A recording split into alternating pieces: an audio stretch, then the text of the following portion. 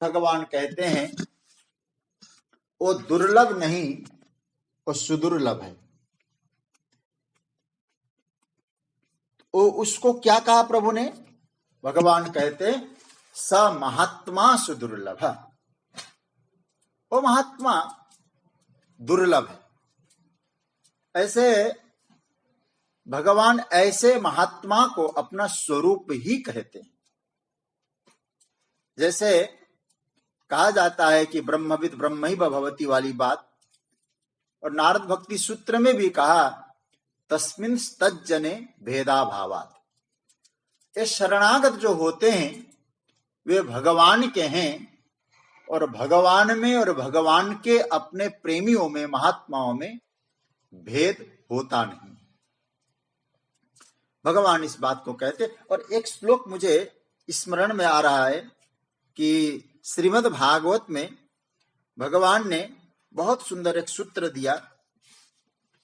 भागवत के 11वें स्कंद के 26वें अध्याय का 34वां श्लोक है।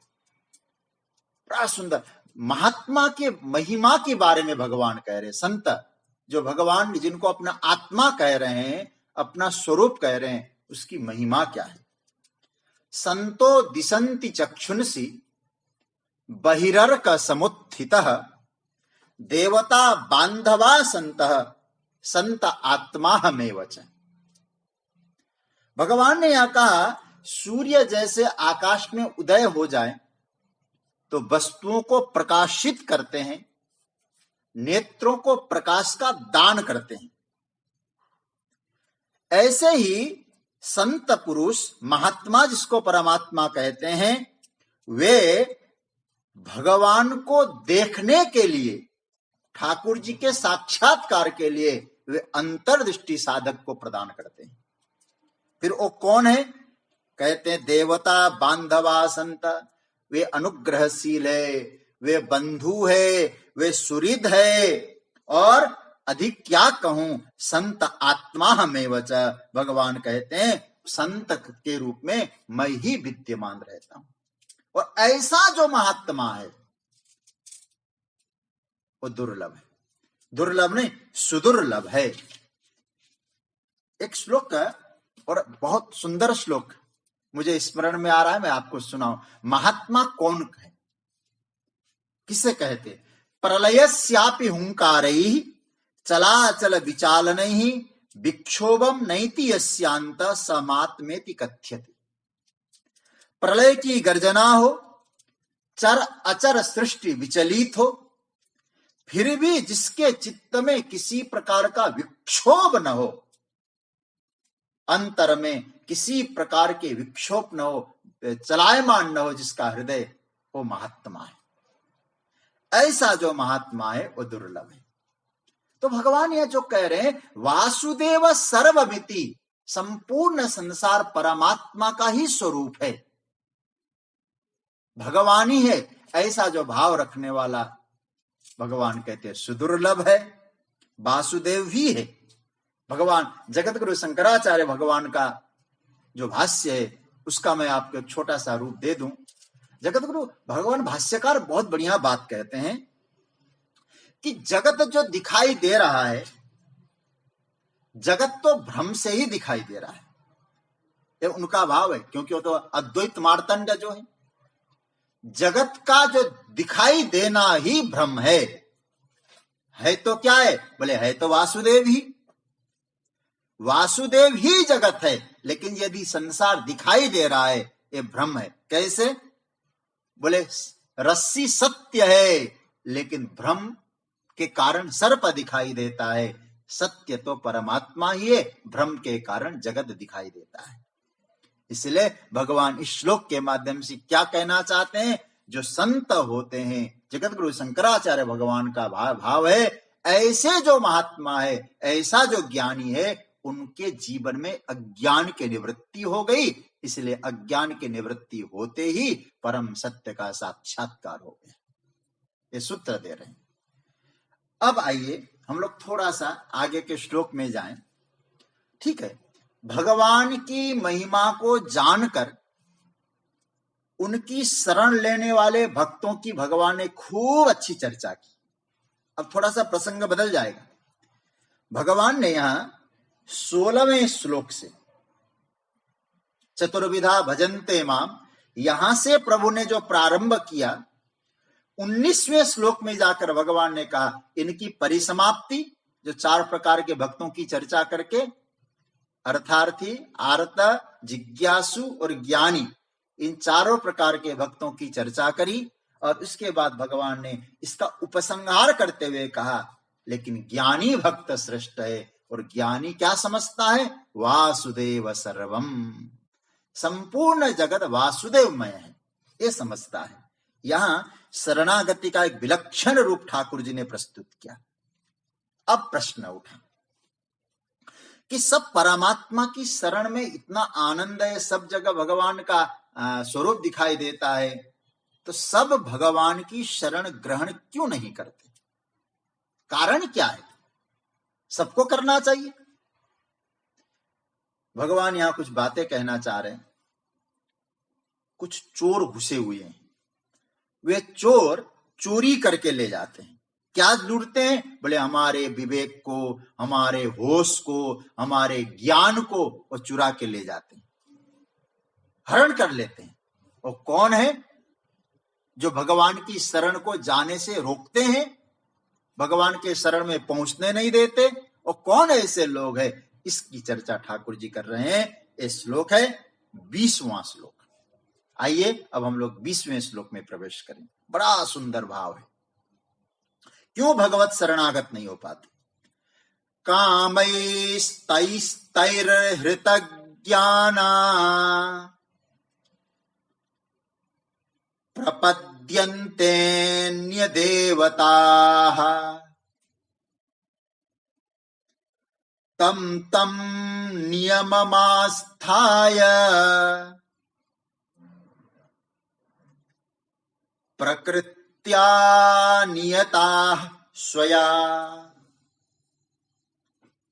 भगवान यहां कह रहे हैं तै तै कामै हृतज्ञाना स्वया प्रकृत्या नियताः तम तम नियमम आस्थाय अन्य देवताः प्रपद्यन्ते।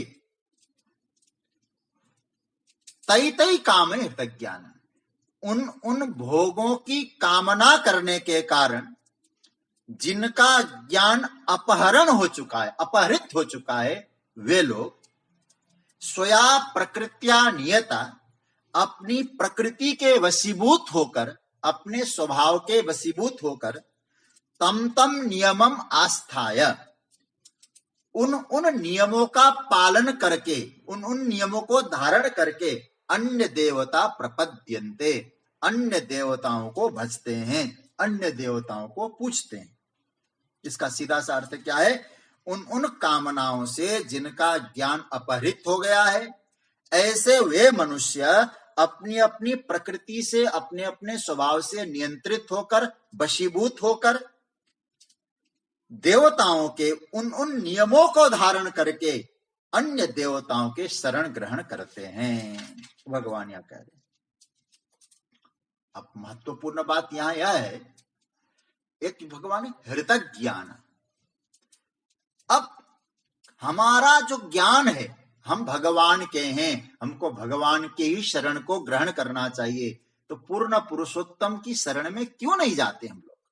भगवान कहते जब जब किसी विषय की, भोग्य पदार्थ की कामना हमारे जीवन में आ जाती है, पहला काम उसका क्या होता है?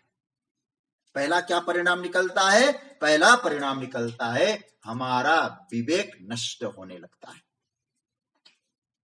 एक आपको बताऊं, दूसरा जो अध्याय है उसमें 2 श्लोक, 62वां और 63वां, इन श्लोकों का आधार पे आप जरा देखिए, लास्ट में जाके परिणाम भगवान देते हैं।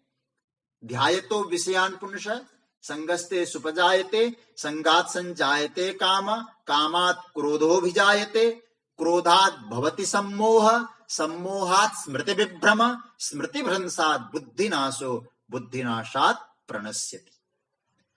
कामना की स्थिति से कहां तक ले जा रहे हैं भगवान, हम उस श्लोक की चर्चा कर चुके हैं। बुद्धि नाशात, बुद्धि का, विवेक का, ज्ञान का नाश हो जाता है।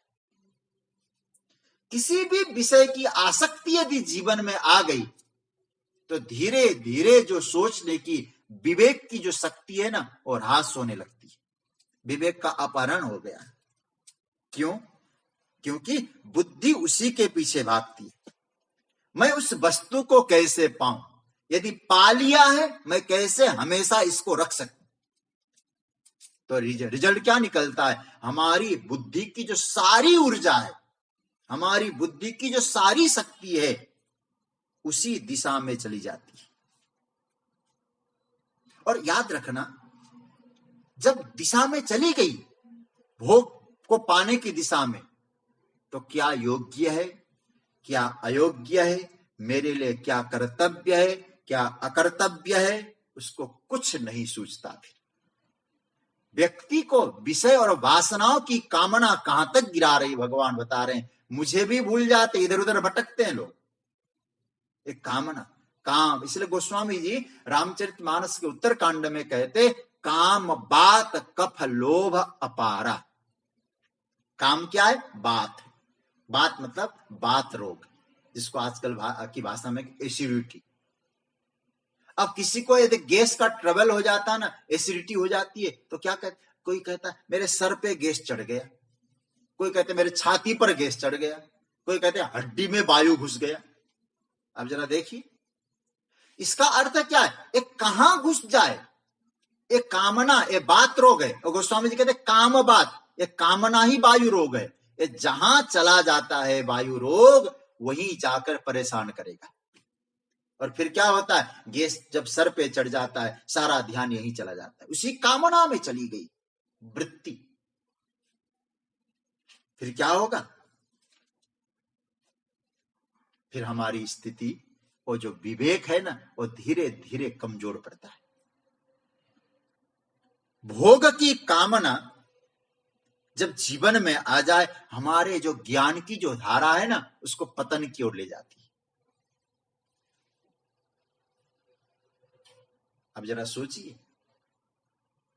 विश्वामित्र सरीखे एक वासना के कारण, एक छोटी सी बात आपसे कहूं, पराशर कहते सत्यवती से, मत्स्यगंधा, उसको देखकर मोहित हो जाते पराशर ऋषि। और मत्स्यगंधा से कहती है कि इस समय तो सूरज है, आप मुझे आलिंगन मत करिए। और जिसके शरीर से मछली की गंधा आती थी, उसका नाम मत्स्यगंधा। और ऐसे मत्स्यगंधा के भोगों, ऐसे बड़े ऋषि पराशर सरीखे, जिनके पुत्र व्यास।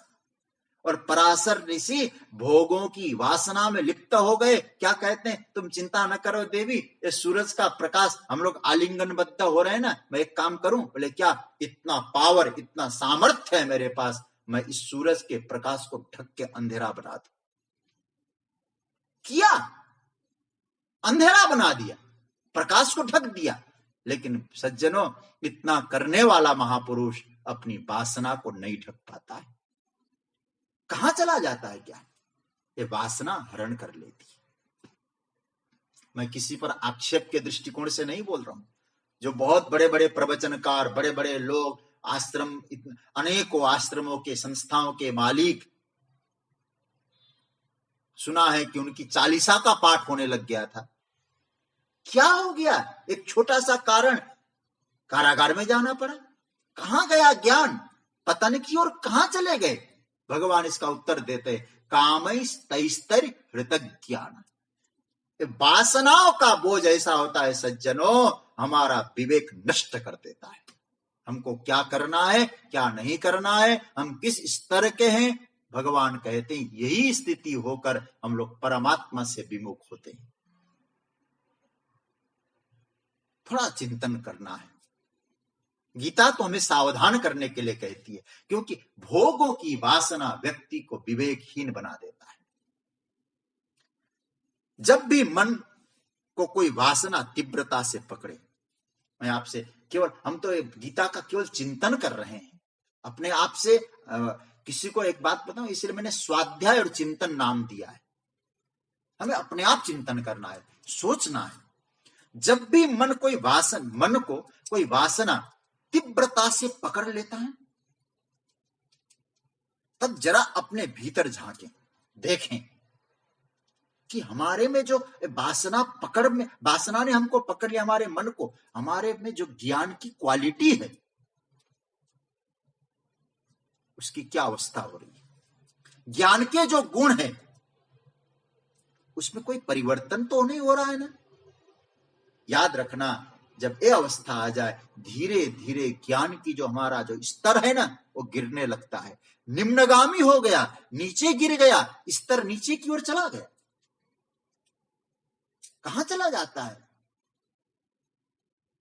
रावण इतना बड़ा ज्ञानी, उसका 10 मस्तक जानते हैं क्या है? हमारे संतों ने कहा 4 वेद 6 शास्त्र जिनके मस्तक पे बड़े हो, इतना बड़ा ज्ञानी। जब शूर्पणखा जाती है, बहुत कहता है, और बाद में जब शूर्पणखा ने एक पॉइंट, क्योंकि जानती थी इसका माइनस पॉइंट क्या है, इसकी कमजोरी कहां है, ये शूर्पणखा अच्छी तरह जानती थी। भोगी व्यक्ति को कैसे महाराज काम में लगाया जा सकता है, आप जरा देखिए। वो कहती है शूर्पणखा, 3 कर संग एक नारी ललामा। उन तपस्वियों के साथ एक बड़ी सुंदरी स्त्री। शूर्पणखा जानती थी अब रावण भागेगा जरूर, विवेक चला गया।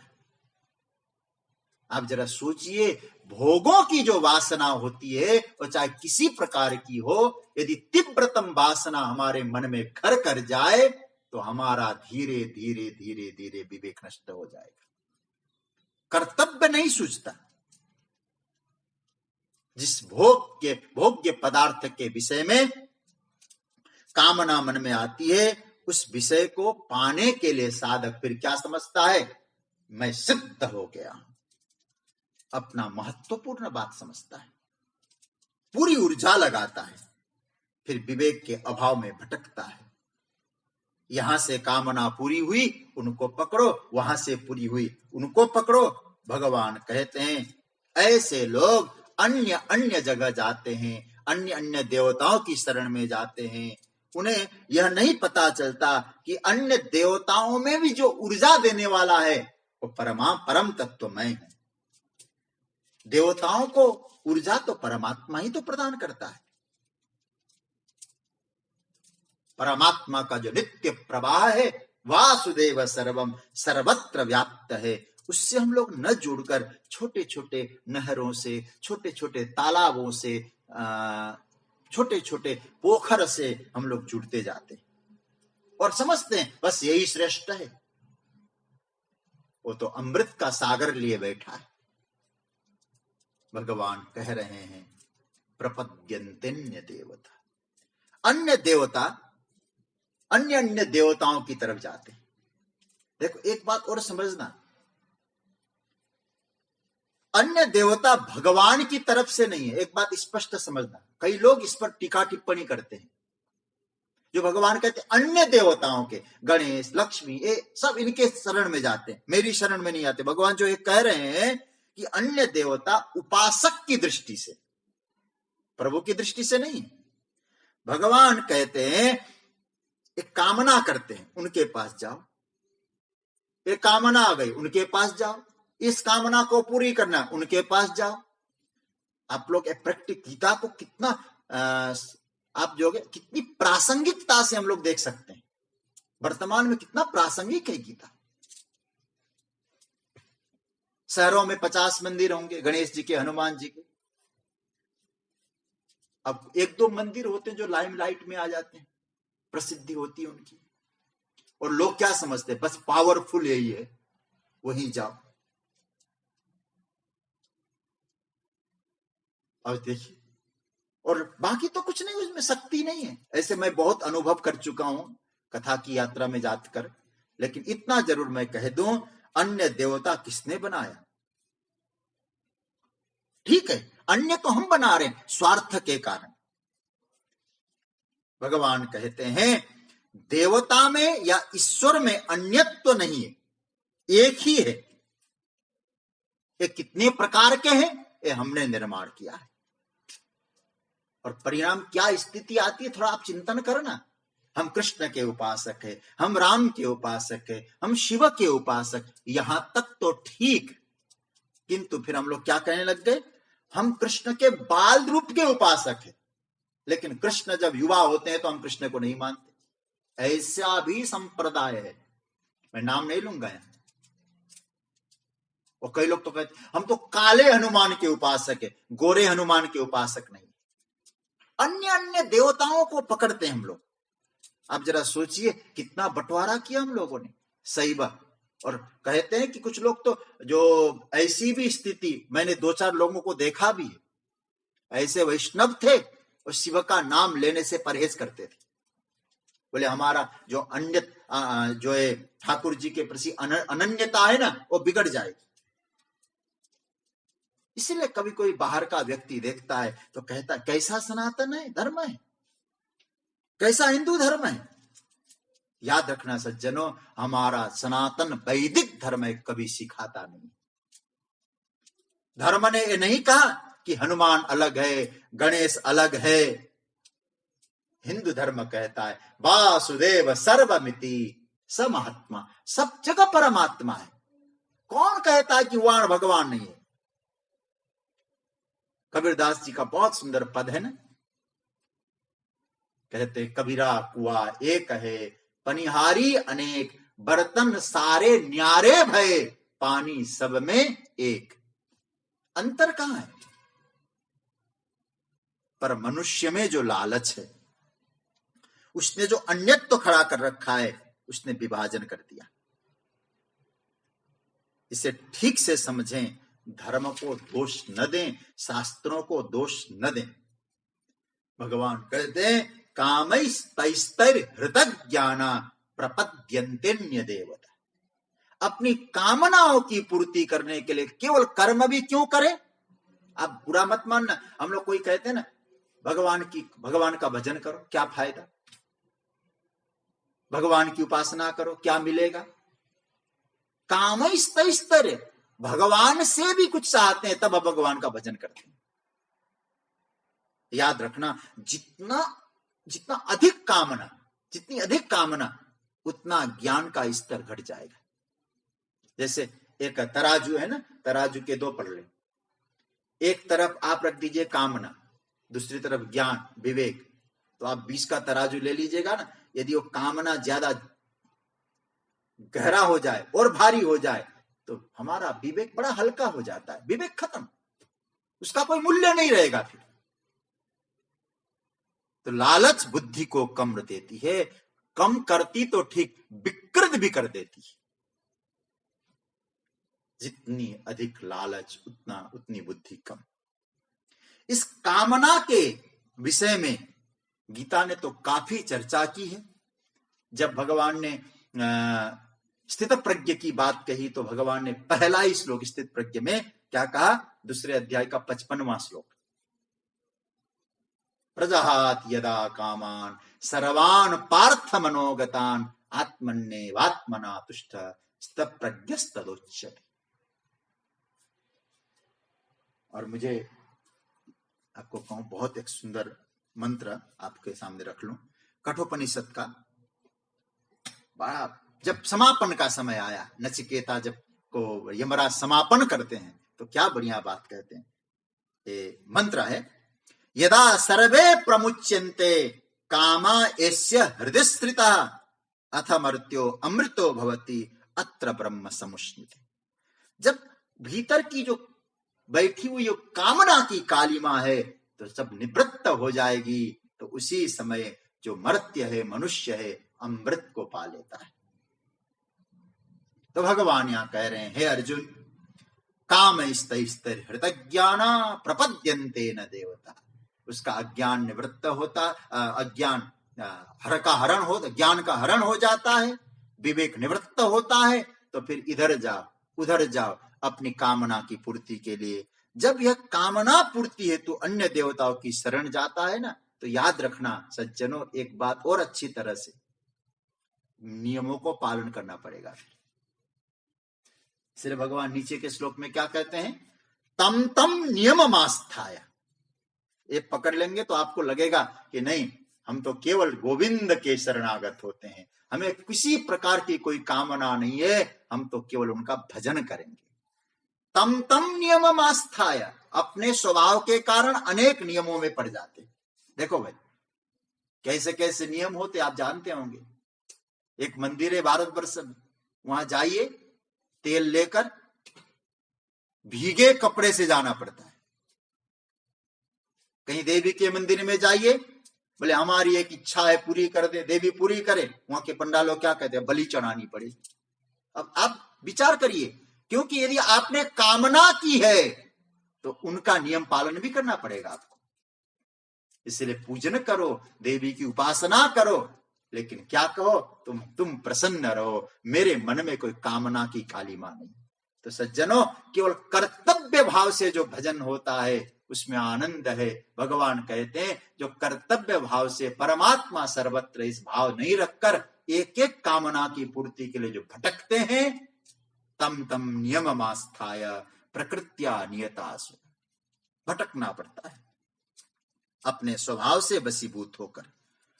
तो कहने का तात्पर्य है, भगवान कहते हैं अपना जो स्वभाव याद रखना, स्वभाव हमने बनाया है, हम बना लेते हैं, इसी प्रकार के स्वभाव के परवश होकर हम लोग भटकते हैं भगवत स्वरूप। और एक बात और कहूं मैं, एक शंका आती है मन में,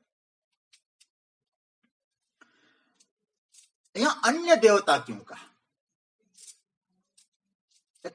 मजेदार बात कहूं, आप लोग बहुत विवेकी श्रोता है इसलिए कह रहा हूं। जब एक पहले वाले श्लोक में कहा वासुदेव सर्वमिति, सब कुछ भगवान है ऐसा समझने वाले ज्ञानी, तो भगवान आप यही कह देते हैं अन्य शब्द को कहकर आपने अपने से सबको अलग कर दिया फिर, क्योंकि आपसे अन्य तो है ही नहीं। तो जितने देवता है, आगे भगवान कहेंगे वो तो मैं ही ऊर्जा उनको देता हूं, मैं ही उनकी कामना की पूर्ति करता हूं।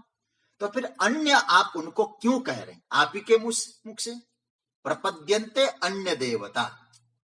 इसका समाधान यह है, भगवान नहीं कह रहे, क्योंकि जो उपासक है, उपासक क्या समझता है कि जो देवताओं की उपासना करता है वो परमात्मा भगवत स्वरूप न मानकर उनकी अलग अलग सत्ता समझता है।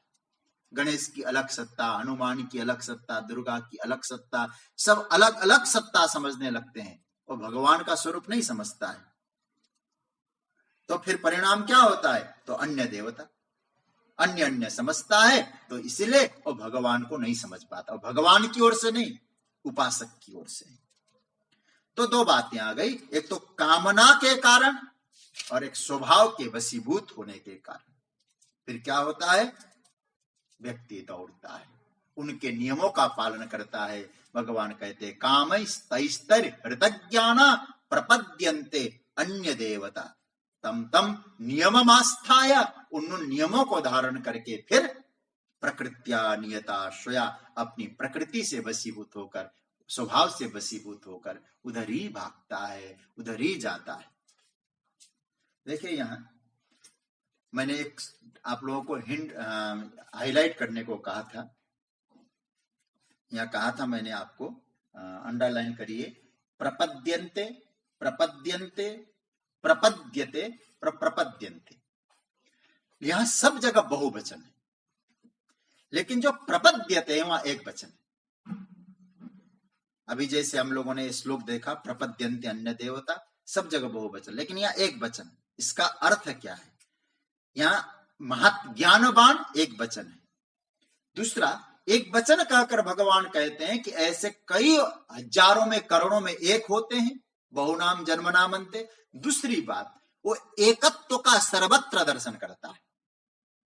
बाकी ये लोग अनेकता का भी दर्शन करते हैं, लेकिन जो ज्ञानी है बहुनाम जन्मनामन्ते ज्ञानवान माम प्रपद्यते, मुझे ही सर्वस्व समझता, इसलिए माम भी एक वचन। तो भगवान कहना चाहते मैं एक हूं, कई लोग अनेक समझते हैं, इसलिए अन्य देवता प्रपद्यन्ते। अब एक प्रश्न उठा है, प्रभु ठीक है व्यक्ति तो दौड़ता है, अज्ञानी, आप तो ज्ञानी है, जब आप ये कहते हैं कि अज्ञानी, तो आप तो जानते हैं ना सब कुछ। आप एक काम करते, उस समय जब अज्ञानी होकर इधर उधर भटकता है तो आप क्यों देखते रहते? क्या उनको पकड़ के अपनी ओर क्यों नहीं लगाते? आप लगा देते तो अच्छी बात हो जाती। इधर तो कह रहे इधर उधर भागता है। अरे भाई, अपना बेटा इधर उधर भागता है तो बाप उसको पकड़ के अपनी ओर लगा लेता है।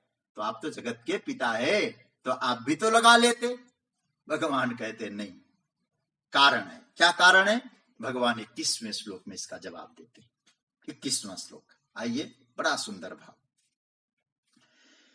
यो यो याम याम तनुम भक्तः श्रद्धयार्चितुमिच्छति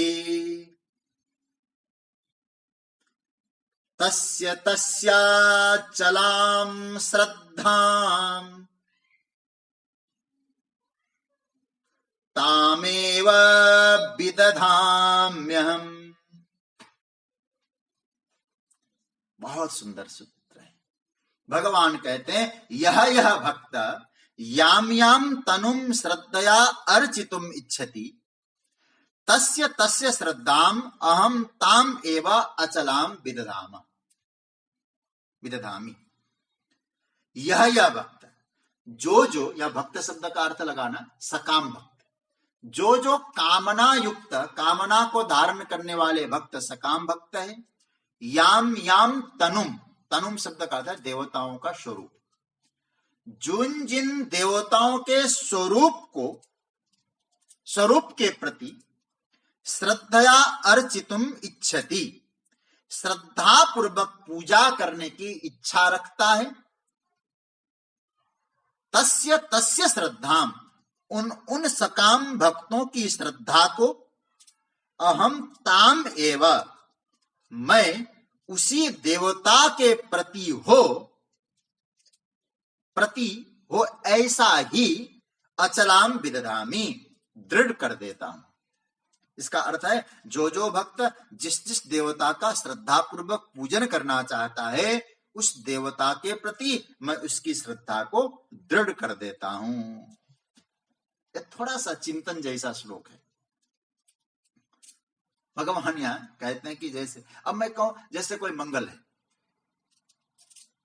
मंगलवार उसका नियम है, मैं रोज हनुमान जी के मंदिर में जाके शाम के समय में नारियल फोड़ता हूं, प्रसाद चढ़ाता हूं, हनुमान चालीसा पाठ करता हूं, मेरा काम बन गया जी, आनंद आ गया। भगवान कहते हैं, भैया तेरा काम बन गया निश्चित है, लेकिन भगवान कहते हैं जो तेरी श्रद्धा वहां है ना, उस श्रद्धा के कारण काम मैंने बना दिया। तेरी श्रद्धा को मैंने दृढ़ बना दिया, क्योंकि मेरी इच्छा है जहां जिसकी श्रद्धा हो वहां दृढ़ हो जाए, तो उसकी कामना को मैं पूरा कर देता हूं, तो उसकी वहां श्रद्धा दृढ़ हो जाती है। ये भगवान कह रहे हैं। काम होता है भगवान के माध्यम से, और कृपा करते हैं भगवान, और माध्यम उसकी श्रद्धा को दृढ़ बना देते, लेकिन उस माध्यम से भगवान उसकी श्रद्धा को दृढ़ कर देते हैं।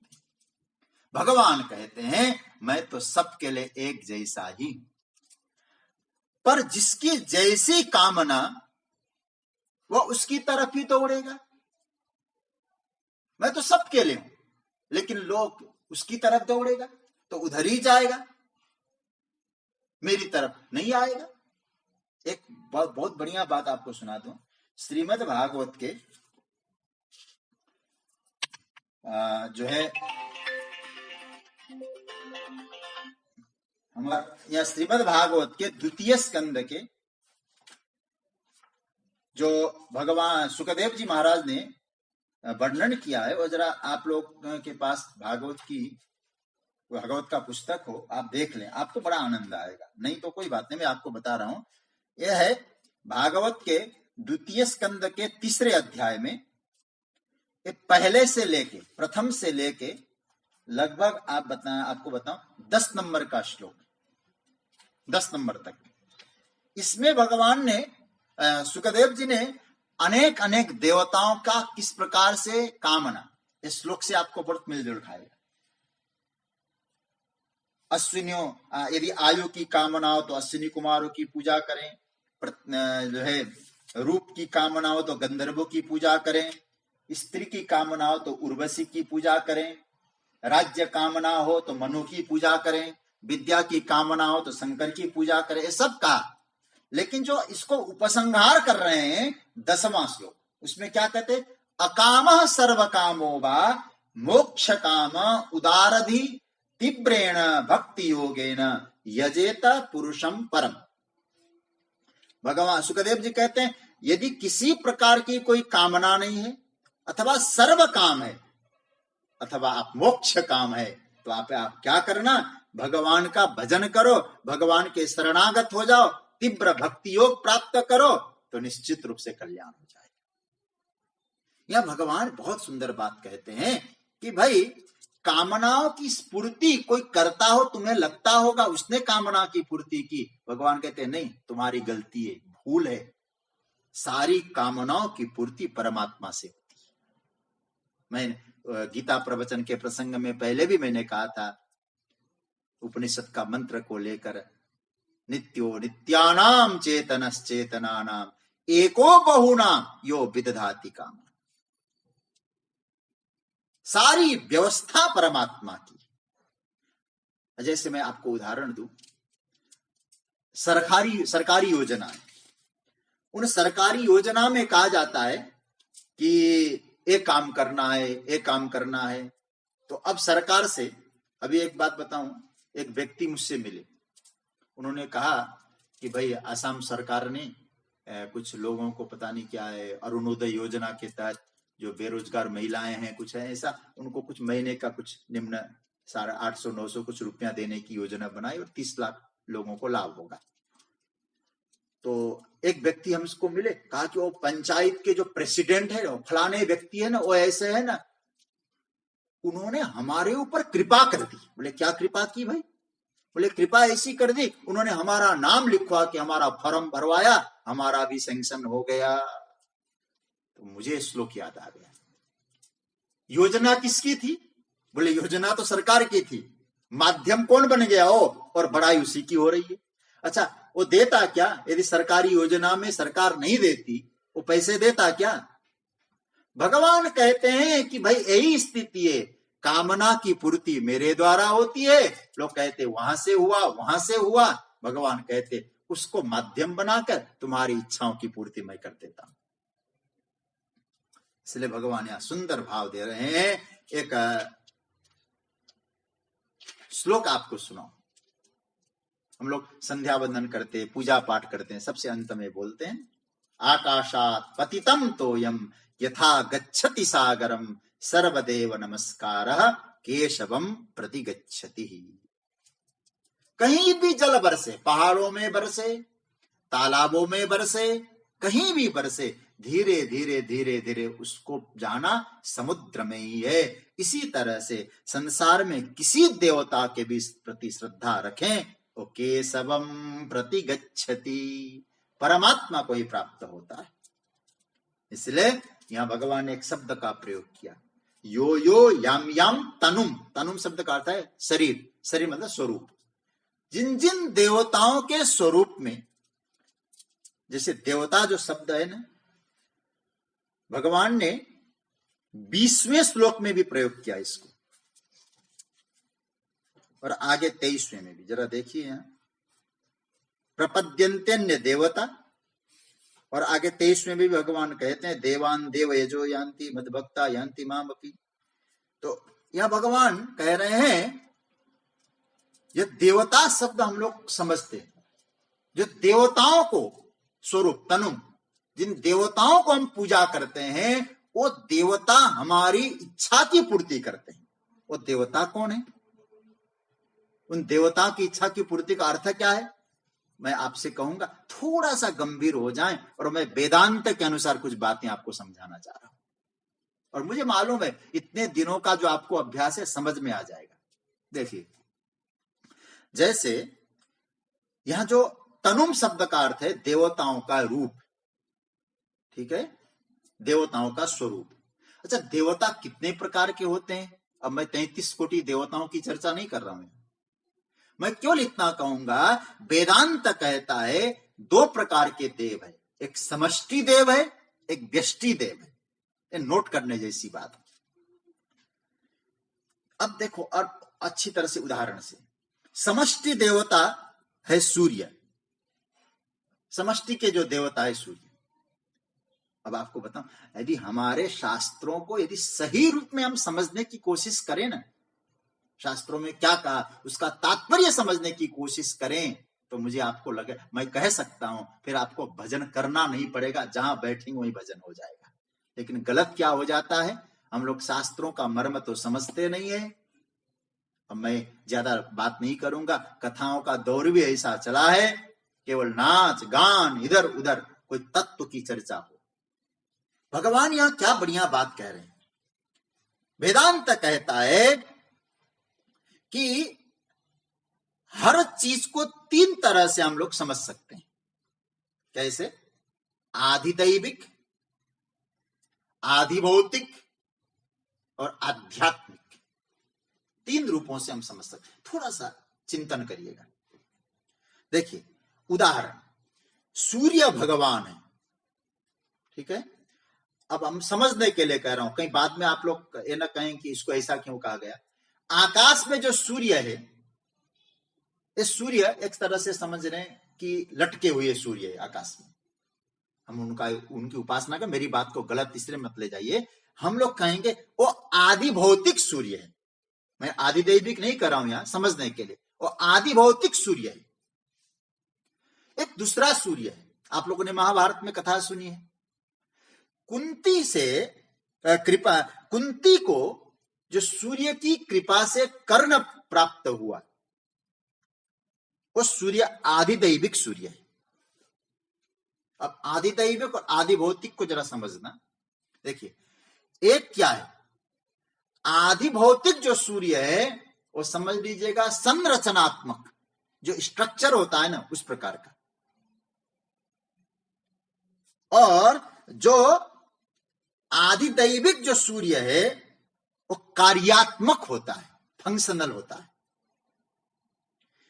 यही हमारे में उतारिए, जरा अपने में उतारिए। अपनी दृष्टि, ये जो आंखें हैं, एक है दृष्टि, आंखें दिखाई दे रही है, ये क्या है, एक स्ट्रक्चर है। कान एक स्ट्रक्चर है, लेकिन इसके भीतर जो एक और तत्व है जिसको हम लोग आध्यात्मिक कहेंगे, वो क्या है, वो कार्यात्मक है। दृष्टि भीतर से, केवल स्ट्रक्चर से काम नहीं बनेगा। स्ट्रक्चर तो उसको माध्यम है प्रकट होने का, जैसे मूर्ति है, उस मूर्ति से परमात्मा तत्व प्रकट हो सकता है। अब जैसे एक चीज और कहूं, एक मैं आपको छोटी सी अपने जीवन की एक घटना बताऊं, और ना एक संस्मरण घटना तो नहीं कहूंगा। एक जगह मैं कथा कर रहा था, मैं नाम नहीं लूंगा स्थान का, दिल्ली में ही। और जहां दिल्ली कथा कर रहा था तो एक बड़ी सुंदरी, अभी उम्र भी शायद 10-12 साल की लड़की होगी, देखने में बड़ी अच्छी, बड़ी सुंदरी। और मैं आपको कहूं, मैं प्रभावित हुआ उससे, और उसके नेत्र इतने सुंदर थे। जब कथा पूरी हुई, उसकी मां लेके आई थी, मां ने कहा महाराज जी इनको भी प्रसाद दीजिए। तो मैंने उनको प्रसाद दिया। तो मैंने कहा आपकी बेटी बहुत प्यारी। मैंने नाम पूछा तो उन्होंने नाम बताया, और देखो इनके नेत्र कितने अच्छे हैं। उसके आंखों से आंसू आ गए उस मां के। मां ने कहा महाराज जी ये लड़की बहुत अच्छी है, आंखें सुंदर है, लेकिन इनके आंखों में दृष्टि नहीं, देख नहीं पाती। अब क्या हुआ आप जरा सोचिए, ये संरचनात्मक तो हुआ, मतलब आदि भौतिक तो बना, लेकिन कार्यात्मक नहीं हुआ। और तीसरी बात आध्यात्मिक क्या है, बोले अपने आंखों की दृष्टि। अब अपने आंखों की जो दृष्टि है ये आध्यात्मिक है। अब यहां देखना, ये तीन जब इकट्ठे होते हैं तो क्या परिणाम निकलता है, रूप रंग का दर्शन होता है। यदि प्रकाश नहीं है तो आप विषयों को कैसे प्रकाशित करेंगे? आंखें अंधकार को तो देख नहीं पाएगी। आंख यदि बंद हो, हमारी आदि भौतिक आंखें अध्यात्म के साथ नहीं जुड़ रही है तो विषयों का ज्ञान भी नहीं होता है। इस प्रकार देवता दो प्रकार से, समष्टि के देवता सूर्य भगवान एक है और व्यष्टि के देवता हमारे हरेक आंखों में बैठे। तो अब यहां हमें क्या समझना है? ये मैंने उदाहरण के तौर पे कहा, समष्टि का एक है और व्यष्टि के देवता जैसे आंखों में बैठा हुआ है, और ना हो तो काम नहीं बने। उसी तरह से प्रत्येक इंद्रियों में इन देवताओं का निवास है। मैं तो केवल एक उदाहरण दिया और इसकी चर्चा मैं कर चुका हूं, कौन से इंद्रियों में किस देवता का निवास है। अच्छा, यह बात अब स्पष्ट हो गई। हम लोग अनेक देवताओं की उपासना करते हैं। अनेक देवता, यो यो यम यम तनुम भक्त, मतलब व्यष्टि की उपासना करते हैं और इच्छा पूरी होती है किसके द्वारा? व्यष्टि के द्वारा नहीं, समष्टि के द्वारा। जैसे सूर्य न हो, प्रकाश न हो तो आंखें क्या देखेंगी? आंखें देख रही है, किसी वस्तु को प्रकाशित कर रही है, समष्टि का प्रभाव है कि नहीं है? तो इसका अर्थ है हुआ, हमें लगता है हमने देवताओं की कृपा से इच्छा की पूर्ति करी, लेकिन इच्छा की पूर्ति समष्टि के द्वारा होता है। यहां भगवान स्पष्ट करते हैं, यो यो याम याम तनुम भक्त श्रद्धया अर्चितुम इच्छति। आप किसी भी देवताओं के प्रति श्रद्धा से अर्चन करें, पूजन करें, उपासना करें, तस्य तस्य चलाम श्रद्धाम तामेव विदधाम्यहम्। फिर उस देवता के प्रति जो श्रद्धा है मैं उसको दृढ़ बना देता हूं, अचल बना देता हूं।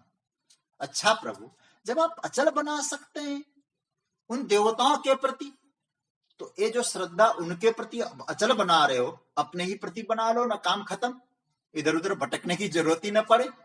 भगवान बहुत बढ़िया बात कहते हैं, मैं किसी की श्रद्धा को नहीं बिगाड़ता हूं, जिसके प्रति जैसी श्रद्धा मैं उसी में दृढ़ बना देता हूं।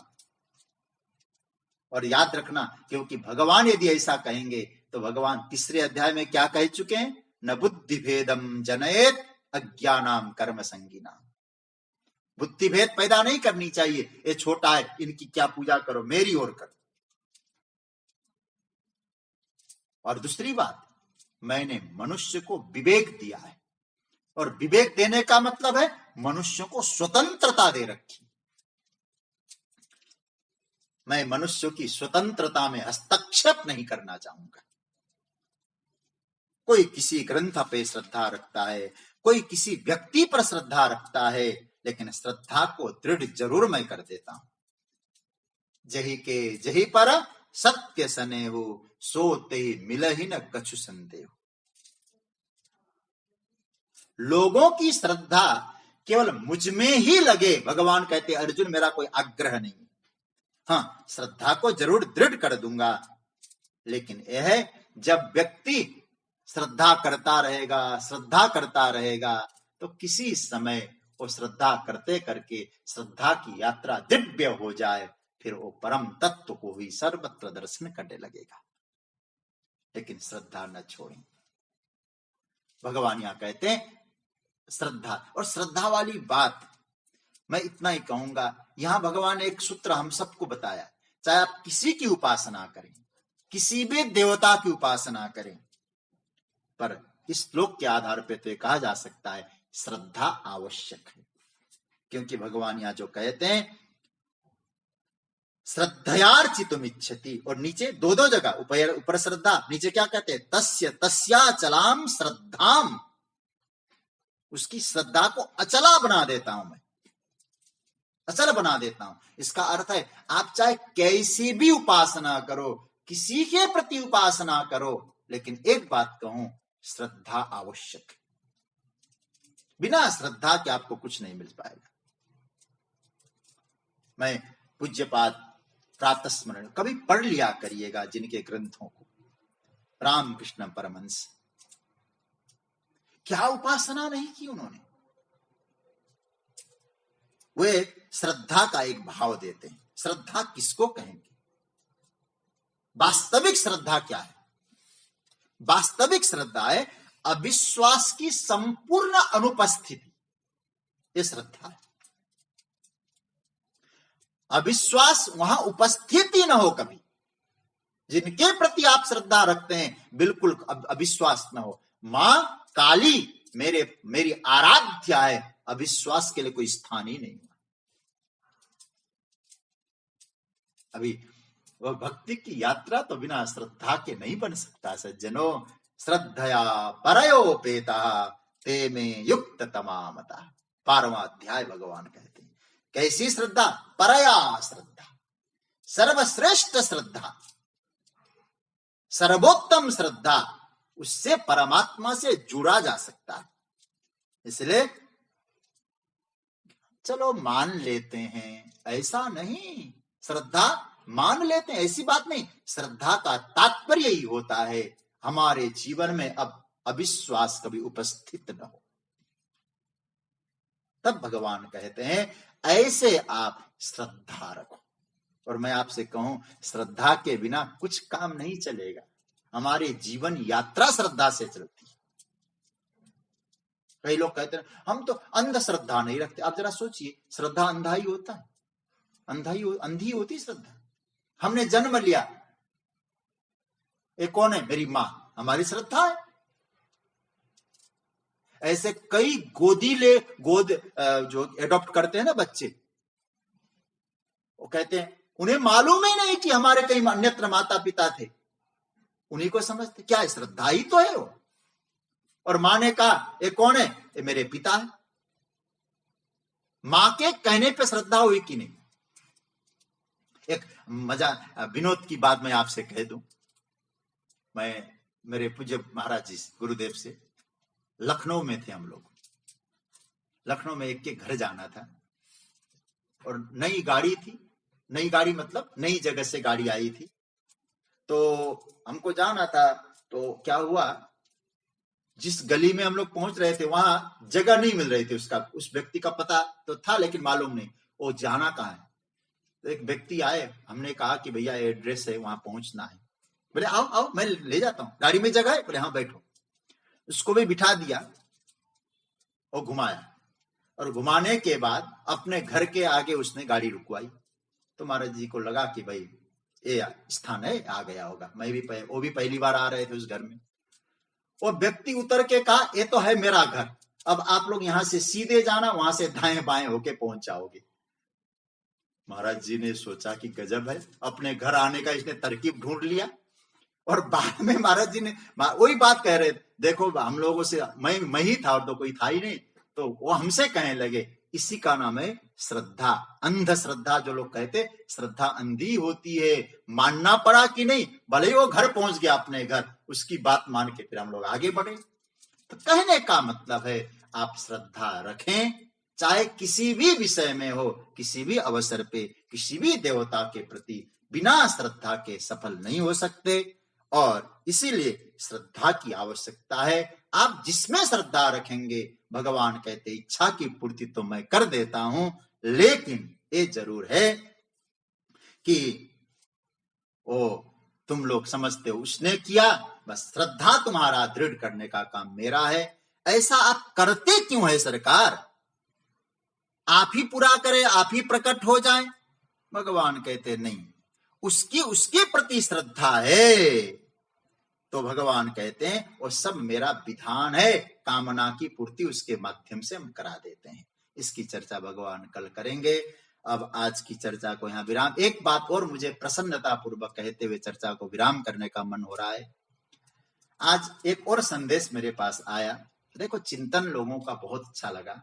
हमारी आदरणीय दया पाटोदिया जी, बहुत अच्छा उन्होंने आज एक भेजा है थोड़ा ऑडियो में, कि आज वो कह रहे थे कि मैं आज संतरे से छिलके हटा रही थी, और जैसे छिलके हटाने लगी तो गीता के सूत्रों का उन्होंने मनन किया। देखिए ये है व्यवहार में आ जाना। उनका भाव वो भी अभी सुन रही हैं। कहती है कि वो छिलके उतार रही थी तो मेरे मन में एक भाव आया, हे भगवान, तू छिलके के रूप में इस स्वादिष्ट फल की रक्षा कर रहा है। ये फल मुझे पाना था, तो पाने के लिए तो इसको यदि छिलके के रूप में इसकी रक्षा न करूं तो फल यहां कैसे पहुंचेगा, कैसे स्वादिष्ट फल का आनंद ले पाएंगे। तो उस समय अनुभव उनको हुआ, ये छिलके के रूप में भी परमात्मा, उसमें भी हमारी रक्षा कर रहे हैं, वहां भी हम भगवान का दर्शन कर सकते हैं। ऐसा दिव्य विचार एक आया। तो वासुदेव सर्वमिति स महात्मा सुदुर्लभ। आज की चर्चा यहाँ विराम ले रही है।